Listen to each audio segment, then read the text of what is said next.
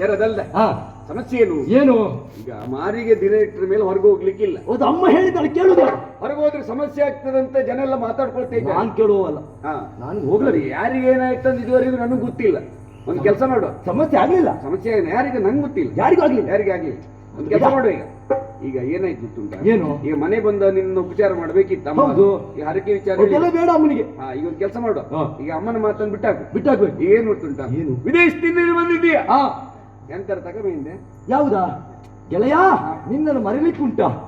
ನೀನು ಕೇಳಿದ್ಯಲ್ಲ, ಬಣ್ಣ ಬಣ್ಣದೆಲ್ಲ ಬೇಕೆನ್ನುವ ಹಾಗೆ ಸುಗಂಧ ದ್ರವ್ಯಗಳೆಲ್ಲ ಎಷ್ಟೋ ತಂದು ಬರಿದ್ದೀನಿ. ಎಲ್ಲಿ ಬೇಕಾದ್ರೆ ಹಾಕು, ಯಾವಾಗ ಬೇಕಾದ್ರೆ ಹಾಕು. ಇದೇ ಬೇಡ. ನೀನ್ ಹೇಳಿ ಬಣ್ಣದಲ್ವಾ? ಹೊರಗೆ ಹೊಡುದು ಬೇಡ, ಒಳಗೆ ಕುಡುದು ಯಾವ ವಿಚಾರ? ಅದ್ರಲ್ಲೂ ಬಣ್ಣ ಕೇಳಿದ್ದ. ಅದ್ರಲ್ಲಿ ಬಣ್ಣ ಬೇಕು. ತರಿಯುವುದಕ್ಕೆ ಮರೆತ ಬಿಟ್ಟೆ ಅನ್ನೋದಾಗಿ ಬೇಸರಿಸಬೇಡ. ನನಗೂ ಬೇಕಿರುವುದಾಗಿ ನಾನು ತೆಗೆದುಕೊಂಡು ಬಂದಿದ್ದೆ. ಅದು ನಿನಗೆ ಆದೀತಾ? ಅದು ನನಗೆ ಆಡಿ. ಅದರಲ್ಲೂ 4-5 ಬಣ್ಣ ಉಂಟು. ಅಂದ್ರೆ ನಾನು ಆಗಲಿಂದ ಚಿಲ್ಕ ಹಾಕಿಟ್ಟಿದ್ದೆ.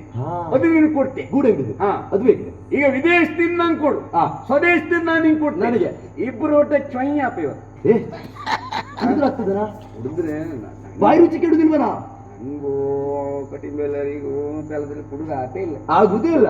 ನೀವು ಕುಡಿಯುವುದೇ ಇಲ್ಲ. ಕುಡುವುದಿಲ್ಲ ಅಂತ ಹೇಳಿದ್ರೆ ಯಾರು ಕೊಟ್ಟರು ಬಿಡುವುದೂ ಇಲ್ಲ. ಕೊಟ್ಟರು ಬೇಡ ಅಂತಿಲ್ಲ.